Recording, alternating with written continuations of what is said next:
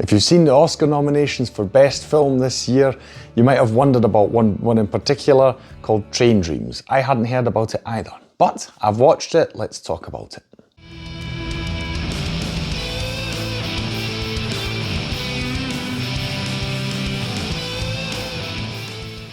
Hi, my name's Stu and welcome to another review video on Flying Wiener. Now, to my surprise, this is actually a Netflix film, so we have once again got one of these rare opportunities where, although I must admit they are getting more and more regular, so it seems like Netflix is finally, pulling their fingers out and really focusing on quality instead of quantity, which I'm very happy about.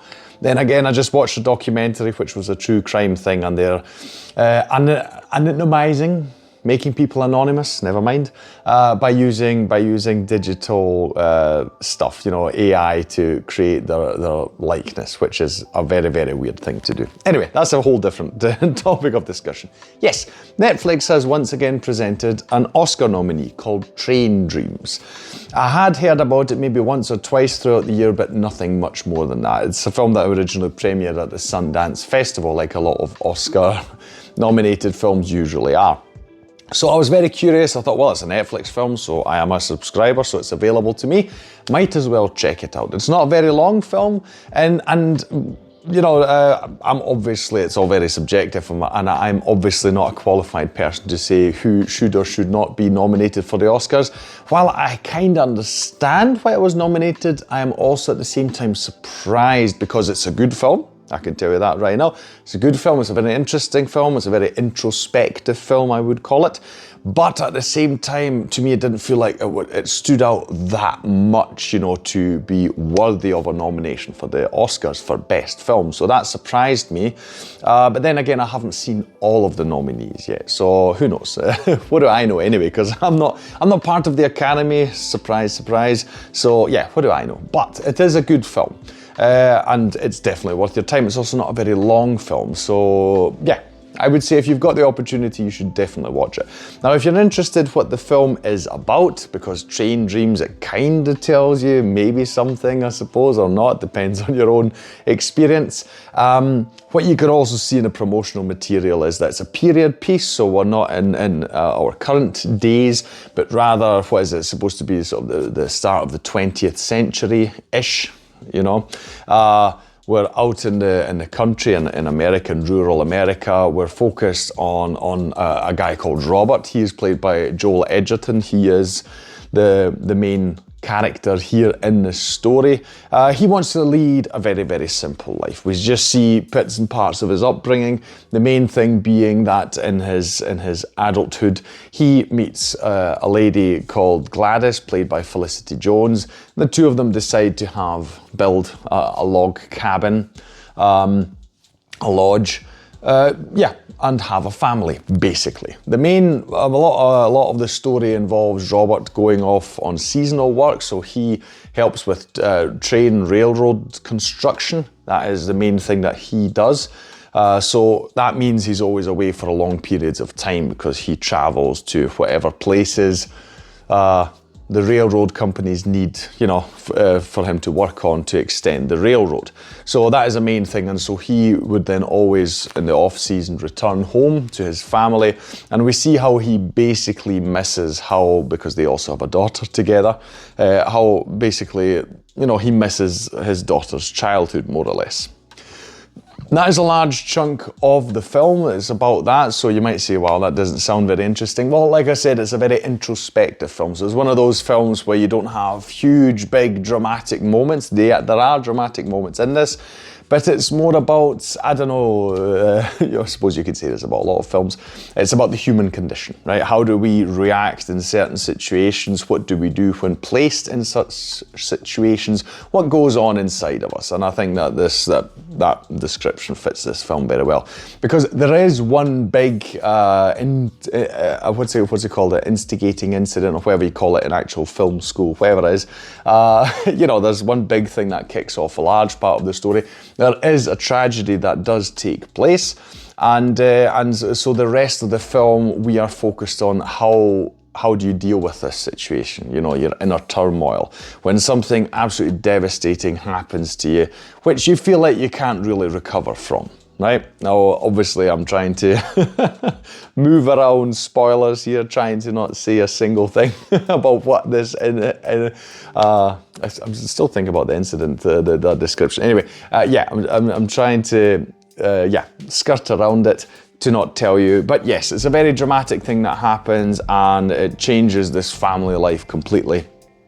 And that is what the rest of the film is about. And that is it, really. We do also get a glimpse into this interesting life of these railroad workers. You'd say it's a very, sort of obviously a very manly job because you're dealing with tools and doing all sorts of things. And we see various interactions where typically, you know, you've got these hard men doing the work. Either they're not very talkative, you know, or they've got very, very simple stories to tell, and these kind of things. It's really interesting in that way. Really, it's like a slice of life film, you know, really get insight into what it could have been like to have worked on railroad construction. We also see the various dangers that these people were exposed to, because as you can imagine, especially in those days, worker safety wasn't really a big topic. Not many people, especially not the higher ups, you know, were really interested in that, didn't care about that. Probably a lot of these people didn't even really have family, you know, so and how would they, you know, that family even try and obtain some kind of compensation for any sorts of liabilities, etc., etc. Yeah, so we also see that aspect of it where you're like, yeah, I'm pretty sure these people quite likely were a bit exploited. Yes, so that's the story of the film. That's all I'll tell you about it. So again, just a very introspective film, I feel, where we're like, it's not even exactly even people just telling us outright how they feel. It's the actors really getting an opportunity, in my opinion, to try and do as much as they can without actual words, and I feel that they succeed because I think they do a terrific job.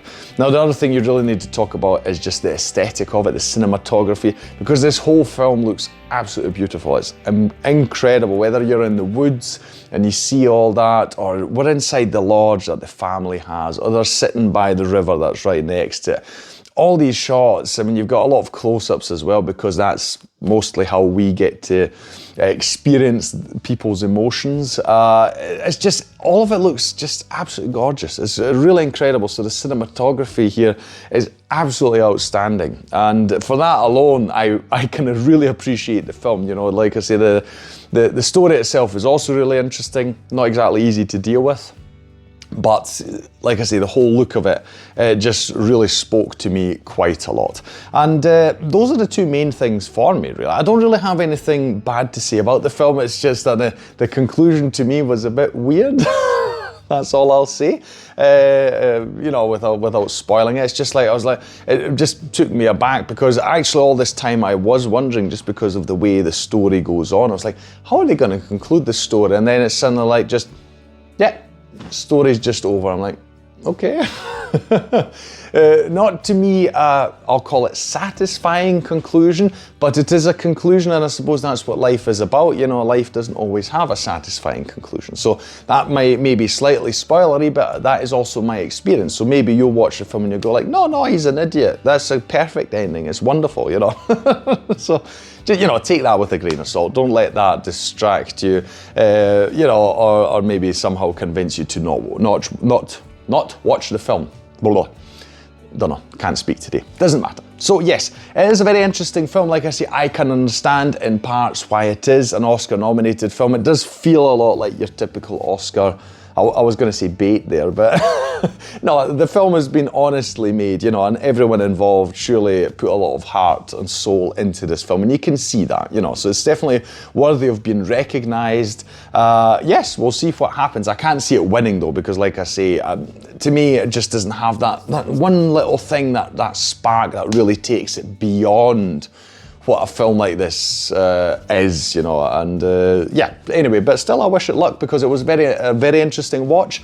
Again, like I say, something that elevates Netflix from just being sort of the trashy streamer, you know, so again, like I always say with these things, I hope they really take this to heart and try and produce more films like this, because people would definitely see them in a better light if they did. Yeah, so high recommendation from me. Watch it if you've got access to it. That'll be all from me today. If you enjoyed this video, please like, share and subscribe. It is the best way to support this channel.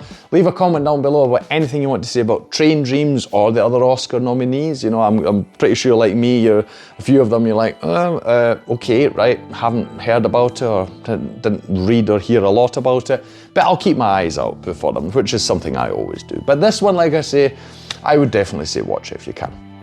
Yeah, anything you want to say, put it down in the comments below. Otherwise, I'll thank you for watching this video and I'll see you in the next one on Flying Wiener. Take care.